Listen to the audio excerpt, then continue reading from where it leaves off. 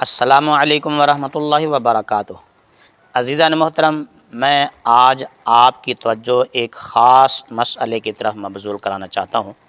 یقیناً آپ نماز پڑھتے ہوں گے، مسجد میں جاتے ہوں گے، نماز با جماعت ادا کرتے ہوں گے۔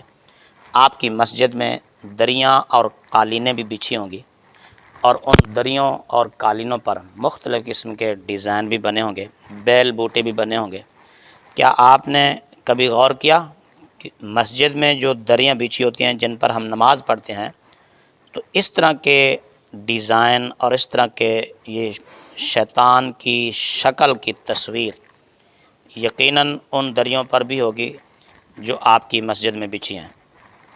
آپ اس تصویر کو ذرا غور سے دیکھیں اور پھر گوگل پر سرچ کریں شیطان کی شکل، شیطان کی تصویر، شیطان کا فوٹو لے کر، تو اس طرح کی اور اس سے ملتی جلتی بہت ساری تصویریں آپ کے سامنے آئیں گی۔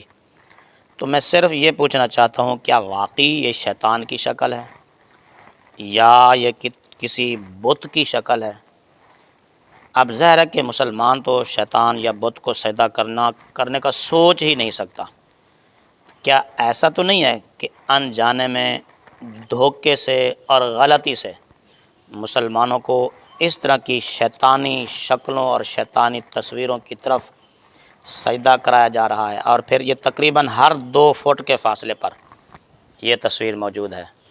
تو میں صرف یہ پوچھنا چاہتا ہوں، کیا واقعی یہ شیطان کی شکل ہے یا کسی بت کی شکل ہے؟ شیطان کے یہ سینگ ہیں، شیطان کی ناک ہے، وغیرہ وغیرہ۔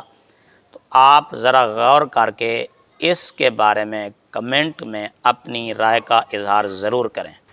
آپ اس کو گوگل پر سرچ کریں اور اس فوٹو کا موازنہ کریں شیطان کے فوٹوؤں سے، اور اگر واقعی یہ شیطان کا فوٹو ہے اور شیطان کی شکل ہے تو آپ اس کے بارے میں آواز اٹھائیے تاکہ مسلمان شیطان کی طرف سجدہ کرنے سے بچ سکیں۔